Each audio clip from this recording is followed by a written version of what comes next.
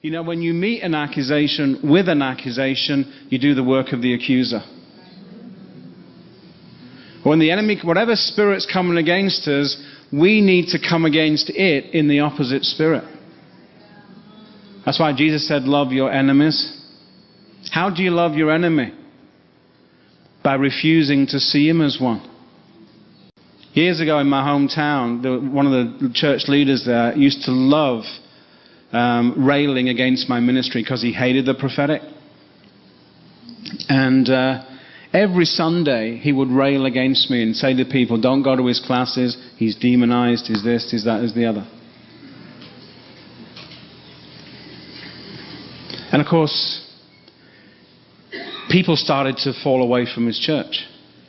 A lot of my friends were saying how that's what you get for, you know, raising your hand against the Lord's anointed. And I'm thinking, oh, please. Like I'm that important now. I don't want this guy to fail. I want this guy to succeed. And so the Father woke me up one night and said, I want you to do something for me. I said, when? He said, well, about now will be good. I want you to go down to the ATM. I want you to get the limit you can get on your card right now. I want you to put it in an envelope and I want you to mail it to this guy. What, this guy is spending all his time talking against me. Yeah, I want you to support his ministry.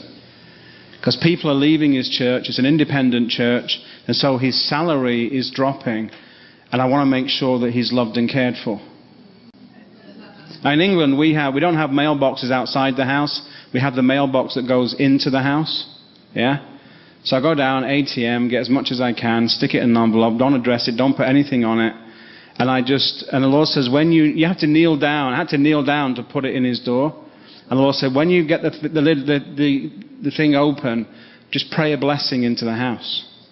I'm just thinking, okay, but if any police car drives by, you better take care of it. Because I'll never convince them that I'm not robbing the place, but I'm actually contributing. So that's what I did every month. I put hundreds and hundreds, over time, I put thousands and thousands of dollars into this guy's house. You know the first thing he said? It shows that I'm right in railing against the prophet because the Lord is prospering me. That was so funny. I laughed. It's got nothing to do with me. His perspective's got nothing to do with me. I'm just doing what I'm told. But sooner or later, my blessing spoken, every Wednesday night at 3 o'clock a.m.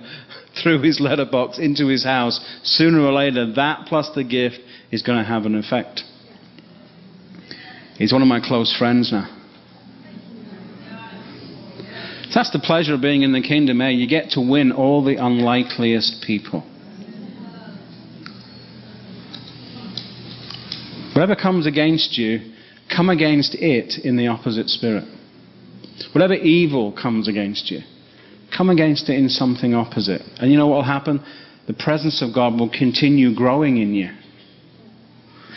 God has so designed your life that He can take all situations that are opposing you and turn them into something good. That's Romans 8:28. Therefore, everything that seeks to come against us must eventually produce God's highest purpose in us. Hey guys, everything is useful. Wouldn't that just about annoy the enemy so intensely? That everything he does against you only makes you better. If he leaves you alone, you'll rip him apart. If he attacks you, you just get bigger anyway.